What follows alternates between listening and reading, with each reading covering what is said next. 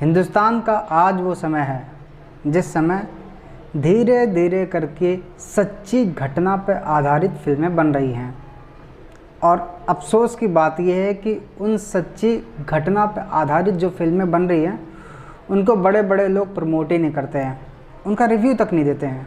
जो बात मैंने आपको 370 को लेकर के बताई थी, सेम वही बात मैंने कल भी बताया था रिव्यू देते हुए, और सेम वही बात आज मुझे फिर से दोहराना पड़ रहा है क्योंकि ये लगातार चीज़ें होती जा रही हैं। अब मुझे नहीं मालूम कि ये वीडियो उन तक पहुंच पाती है या नहीं पहुंच पाती है।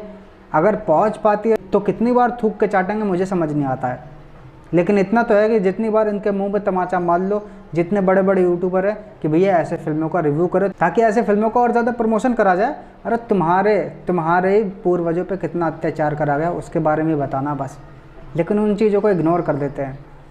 रज़ाकार जो फिल्म आ रही है, इसके अगर कहानी की बात करी जाए तो पूरा अत्याचार खून खराबे से भरा पड़ा है हिंदुओं का। और वैसे का आप स्टेटमेंट देखते रहते होंगे, उसके बयान आते रहते हैं, हैदराबाद का ही बनता है। तो जो पूरी कहानी है हैदराबाद से रिलेटेड है कि हैदराबाद हिंदुस्तान में ना मिले, ये एक मुस्लिम देश बन जाए, इस चीज़ को लेकर पूरी कहानी है। तो कुछ उस समय के निज़ामों के द्वारा एक कट्टरपंथी संगठन बनाया गया था रज़ाकार नाम से। मैंने आपको 2-3 बार कुछ पोस्टर दिखाए थे भारत से रिलेटेड कि कुछ लोग भारत को तोड़ना चाहते हैं, पन्नू के द्वारा ही मैंने आपको बताया था। और कुछ कांग्रेस का किसका कोई नेता है वो भी अपना अलग से स्टेट की मांग कर रहा है।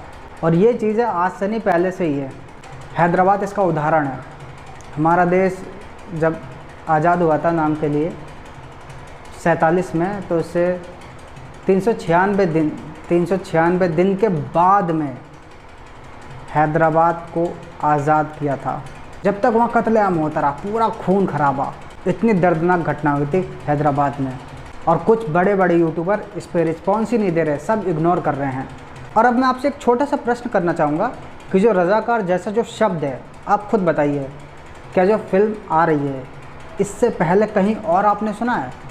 शायद आपने सुना नहीं होगा, क्योंकि कहीं पे भी नहीं बताया गया, स्कूल से बाहर तक कहीं पे भी नहीं बताया, जबकि इतनी दर्दनाक कहानी है। सरदार वल्लभ भाई पटेल, इनका ही निर्णय था कि हैदराबाद को इस्लामिक देश नहीं बनने देंगे। कितना बड़ा इनका योगदान था।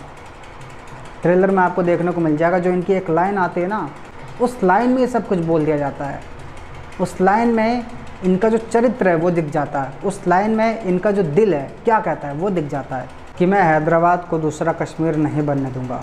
सरदार वल्लभ भाई पटेल जी के इसमें डायलॉग भी बहुत अच्छे अच्छे मुझे ऐसा लगता है कि होंगे, क्योंकि एक जो डायलॉग वो निकल के सामने आ गया है कि मैं हैदराबाद को दूसरा कश्मीर बनने नहीं दूंगा।